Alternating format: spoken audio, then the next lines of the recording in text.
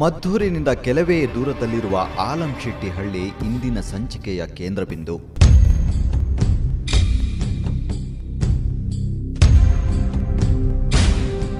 ಹುಡುಕಿದರೂ ಒಂದು 30 ಮನೆ ಸಿಗದ ಆ ಗ್ರಾಮದವರಿಗೆ ಅದ್ಯಾಕೋ ರಾಜಕೀಯದ ಗೀಳು ಅಂಟಿಬಿಟ್ಟಿದ್ದು ದುರಂತ. ಈ ರಾಜಕೀಯದಿಂದಾಗಿ ತಮ್ಮ ತಮ್ಮ ಮನೆಗಳಲ್ಲಿ ನೆಮ್ಮದಿ ಕಳೆದುಕೊಂಡಿದ್ದು ಗೊತ್ತಾಗ್ಲಿಲ್ವೇನೋ. ಅಪ್ಪ ಒಂದು ಪಕ್ಷವಾದರೆ ಮಗ ಇನ್ನೊಂದು ಪಕ್ಷದ ಕಾರ್ಯಕರ್ತನಾಗಿದ್ದ. ಹೀಗೆ ತಮ್ಮ ತಮ್ಮಲ್ಲೇ ಒಡುಕು ಮುಡಿಸ್ಕೊಂಡು ಬದುಕ್ತಿದ್ರು. ಅದು ಆಗಸ್ಟ್ 21, 2000. ಅದು ಹಬ್ಬದ ದಿನ. ಅಂದು ಆ ಹಳ್ಳಿಯ ನೆಲದಲ್ಲಿ ಸಾವೊಂದು ಕಾದು ಕುಳಿತಿತ್ತು. ಆತ ರಾಜಕೀಯ ಪುಡಾರಿ, ಮಾಜಿ ಮೆಂಬರ್ ಕೂಡ ಆಗಿದ್ದ. ಹೆಸರು ಚಿಕ್ಕಮರಿಗೌಡ.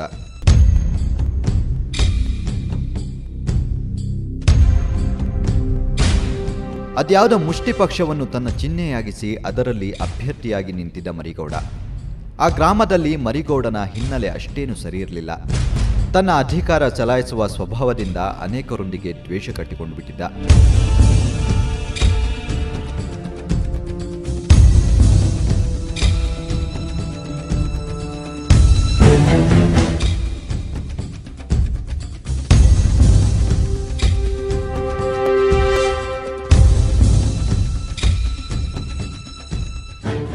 ರವಿ ಕೂಡ ಅದೇ ಗ್ರಾಮದವನು. ತಾನಾಯಿತು ತನ್ನ ಕೆಲಸ ಆಯಿತು ಅಂತ ಸುಮ್ಮನಿದ್ದರೆ ಆಗ್ತಿತ್ತೇನೋ. ಆದರೆ ಆತ ಜೈಲು ಕಂಬಿ ಹಿಡಿಯಲೇಬೇಕು ಅಂತ ವಿಧಿ ನಿರ್ಧರಿಸಿಬಿಟ್ಟಿತ್ತು.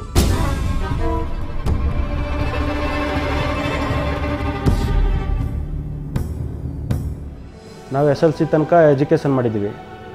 10th SLC ಮುಗಿಸಿದ್ದು ಫೇಲ್ಡ್ ಆಯಿತು.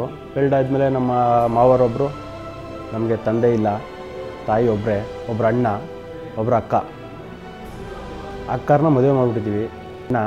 ಅಣ್ಣ ಇನ್ನೂ ಮ್ಯಾರೇಜ್ ಆಗಿಲ್ಲ, ಅನ್ಮ್ಯಾರೇಜು, ನಾನು ಮ್ಯಾರೇಜ್ ಆಗಿಲ್ಲ. ನಾನು ಆಮೇಲೆ ಮಂಡ್ಯಕ್ಕೆ ಹೋಗಿ ಸೇರಿಕೊಂಡೆ ನಮ್ಮ ಅವ್ರ ಹತ್ರ. ಆಟೋ ಓಡಿಸ್ಕೊಂಡಿದ್ದೆ. ಒಂದು 6-7 ವರ್ಷ ಆಟೋ ಓಡಿಸಿದ್ದೀನಿ. 6 ವರ್ಷ ಆಟೋ ಓಡಿಸಿ ನಮ್ಮ ತಾಯಿ, ನಮ್ಮ ಅಣ್ಣ, ನಮ್ಮ ಅಕ್ಕ ಎಲ್ಲರೂ ನೋಡ್ಕೊತಿದ್ದೆ. ಅದೇನಾಯ್ತು ಅದು ಗೊತ್ತಿಲ್ಲ ಸರ್ ನಮಗೆ. ನಾನು ಇರಲಿಲ್ಲ ಊರಲ್ಲಿ. ಆಗ ನಾನು ಇರಲಿಲ್ಲ ಊರು ಸರ್. ನಮ್ಮ ರವಿನೂ ಆಗಿರಲಿಲ್ಲ ಸರ್ ಊರಲ್ಲಿ. ಅಲ್ಲಿ ಮಂಡ್ಯದಲ್ಲಿ ನನ್ನ ತಮ್ಮನ ಹತ್ರ ಇದ್ದು. ಆಗ ಈಗ ಹಿಂಗಾಯಿತು. ಆಮೇಲೆ ಅಲ್ಲಿಗೆ ಪವನ್ ಬಂತು ಸರ್. ಆಮೇಲೆ ಅದೇನು ಮಾಡ್ಕೊಂಡ್ರೆ ನನ್ನ ಕಳ್ಸ್ಕೊಡ್ದೆ ಹೋಯ್ತು ನನ್ನ ತಮ್ಮ ಊರಿಗೆ. ನೀ ಹೆದರ್ಕೋತಿದ್ದಿ, ಬೇಡ, ಹಿಂಗಾಗೋಗಿದ್ದದಂತೆ ಅಂತ. ಅದೇ ಎಲೆಕ್ಷನ್ ಟೈಮಲ್ಲಿ ಗಲಾಟೆ ನಡೆದೈತೆ. ಸ್ವತ್ತು ಪಾರ್ಟಿಗೂ ಊರಲ್ಲಿ ಬೇರೆ ಪಾರ್ಟಿಗಳಿಗೂ ಎಲೆಕ್ಷನ್ ನಡೆದೈತೆ. ಎಲೆಕ್ಷನ್ ಟೈಮಲ್ಲಿ ಗಲಾಟೆ ನಡೆದೈತೆ. ಆ ಗಲಾಟೆ ಟೈಮಲ್ಲಿ ನಾವು ಇದ್ವಿ. ಗಲಾಟೆ ಟೈಮಲ್ಲಿ ನಾವು ಇದ್ವಲ್ಲ, ಇದರಿಂದ ನಮ್ಮನ್ನು ಇದು ಮಾಡಿದ್ದಾರೆ, ಇವರೆಲ್ಲ ಇದ್ರಲ್ಲ ಅಂತ.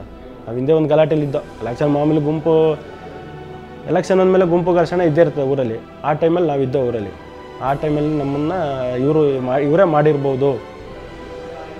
ಇದ್ರ ಮೇಲೆ ನಮ್ಮನ್ನು ಫಿಕ್ಸ್ ಮಾಡಿದ್ದಾರೆ. 4 ಜನ ಫಿಕ್ಸ್ ಮಾಡಿ ಈಗ ನಾವು 4 ಜನನೂ ಮನೆಗೆ ಬೇಕಾಗುವಂಥ ಯುವಕರೇ.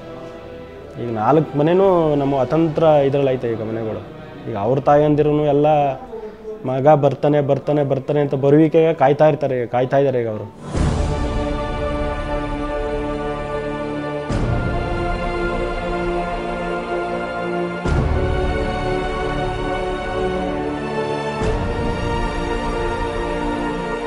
ರವಿ ಯಾರೊಂದಿಗೂ ದ್ವೇಷ ಕಟ್ಟಿಕೊಳ್ಳದ ವ್ಯಕ್ತಿ.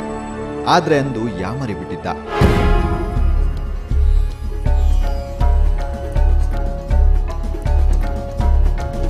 ಆತ ಮಾಡಿದ ತಪ್ಪೆಂದರೆ ಚಿಕ್ಕಮರಿಗೌಡನ ವಿರುದ್ಧ ತಿರುಗಿ ನಿಂತಿದ್ದು. ರವಿ ಆತನ ವಿರುದ್ಧ ಬೇರೆ ಪಕ್ಷಕ್ಕೆ ಸಪೋರ್ಟ್ ಮಾಡಿದ್ದೇ ಮರಿಗೌಡನ ದ್ವೇಷಕ್ಕೆ ಕಾರಣವಾಯಿತು. ಆತ ರವಿಯ ವಿರುದ್ಧ ಮಚ್ಚು ಮಸುತ್ತಲೇ ಇದ್ದ. ಆದರೆ ಅದು ತನ್ನ ಬುಡಕ್ಕೆ ಬರುತ್ತೆ ಅಂತ ಆತ ಅಂದುಕೊಂಡಿರಲಿಲ್ವೇನೋ.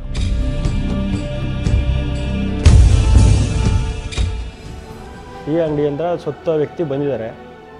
ನಾವು ಎಲ್ಲ ಮಾಮೂಲಿ ಹಳ್ಳಿಗಳಲ್ಲಿ ನೋಡಿದ್ದೀರಲ್ಲ, ಮಾಮೂಲಿ ವಿಲೇಜಲ್ಲಿ ಟೀ ಕುಡಿಯೋಕೆ ಹೋಗೋದು. ಟೀ ಕುಡಿಯುತ್ತಾ ಇದ್ದೀವಿ. ಯಾರು ಹೊಡೆದಿದ್ದಾರೆ ಅಂತ ಗೊತ್ತಿಲ್ಲ. ಇನ್ನೂ ಕತ್ಲೆ ಟೈಮ್. ಯಾರು ಹೊಡೆದಿದ್ದಾರೆ ಏನು ಅಂತ ಗೊತ್ತಿಲ್ಲ. ಹೋಗಿದ್ದೀವಿ ನಮ್ಮ ಪಡೆಗೆ. ನಾವು ಎಲ್ಲ ಓಹೋ ಅಂತ ಬಂದ್ಬಿಟ್ರು ಜನ. ಯಾರು ಹೊಡೆದವ್ರೆ, ಏನು ಮಾಡೋರು ಅಂತ ಗೊತ್ತಿಲ್ಲ ನಮ್ಗೆ. ಆ ವಿಷಯನೇ ಗೊತ್ತಿಲ್ಲ ಯಾರು ಕೊಂಡಿದ್ದಾರೆ ಅಂತ. ಓಹೋ ಅಂತ ಬಂದ್ಬಿಟ್ರೆ ನಾವು ಎದ್ಬಿಟ್ರು. ನಮ್ಮ ಮೇಲೆ ಒಂದು ಸ್ವಲ್ಪ ಇದಿತ್ತು ಎಲ್ಲರಿಗೂ, ಇವರೇ ಮಾಡಿರ್ಬೋದು ಅಂತ. ಇದ್ರ ಮೇಲೆ ಕಂಪ್ಲೇಂಟ್ ಕೊಟ್ಟು ನಮಗೆ ಸಾಕ್ಷಿ ಹೇಳಿ ಇದು ಮಾಡಿದ್ದಾರೆ.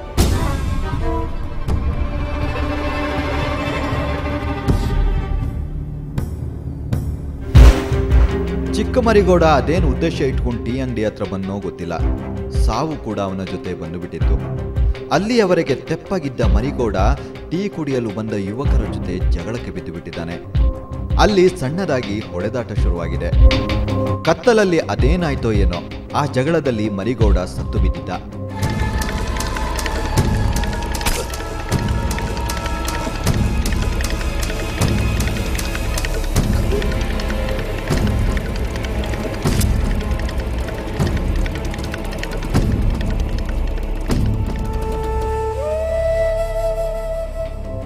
ಒಂದರ್ಥದಲ್ಲಿ ರಾಜಕೀಯ ಆತನನ್ನು ಬಲಿ ತೆಗೆದುಕೊಂಡಿತ್ತು.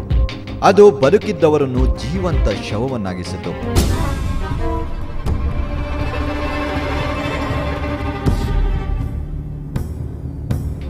ಚಿಕ್ಕ ಮರಿಗೌಡ ಸತ್ತ. ಈ 4 ಮಾಡಿದ ತಪ್ಪಿಗೆ ಜೈಲಿಗೆ ಬಂದ್ರು. ಆದ್ರೆ ಇತ್ತ ಆ ಗ್ರಾಮದಲ್ಲಿ ಬದುಕಲು ಆಗದೆ, ಅತ್ತ ಸ್ಮಶಾನಕ್ಕೆ ಹೆಣವೂ ಆಗದೆ ಅತಂತ್ರ ಸ್ಥಿತಿಯಲ್ಲಿ ಬದುಕುತ್ತಿರುವವರಂದ್ರೆ ಆ 4 ಜನ ಸಜಾಬಂದಿಗಳ ತಾಯಂದಿರು.